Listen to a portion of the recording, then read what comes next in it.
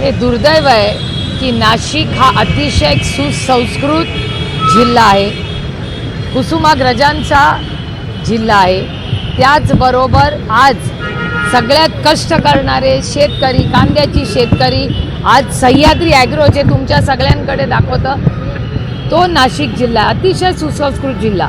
पण दुर्दैव आहे की सातत्याने त्या जिल्ह्याची काही लोकांमुळे आज बदनामी होते। त्या बोंधू महाराज कोण होते ते त्यांच्यामुळे तर फक्त नाशिक जिल्ह्याची नाही महाराष्ट्राची नाचक्की झाली। दिल्लीमध्ये जेव्हा जेव्हा गेल्या काही दिवसात मी पार्लमेंटला गेले, प्रत्येक जणांनी मला खरात बोंधू बाबाबद्दल चेष्टा केली आहे माझी आणि म्हणले अरे तुम्हारे महाराष्ट्र में सुप्रिया क्या हो रहा है। म्हणजे इतकं वाईट वाटतं की ज्या छत्रपतींच्या महाराष्ट्रामध्ये, शाहू फुले आंबेडकरांच्या महाराष्ट्रात आम्हाला सार्थ अभिमान आहे की जेव्हा जेव्हा या देशात क्रांती झाली, सामाजिक परिवर्तन झालं, ते तुमच्या आणि माझ्या महाराष्ट्राच्या मातीतून सुरू झालं आणि देशाला दिशा द्यायचं काम महाराष्ट्राने दिलेलं आहे। हा पुरोगामी विचाराचा महाराष्ट्र आहे। त्याच्यात ह्या सगळ्यांच्या घाणेरड्या गलिच्छ कृतीमुळे महाराष्ट्राचं नाव राज्यात नाही देशात खराब होतं। त्यामुळे या सगळ्या गोष्टींवर पोलिसांनी जी ॲक्शन घेतली त्याचं मी स्वागत करते आणि कौतुक करते।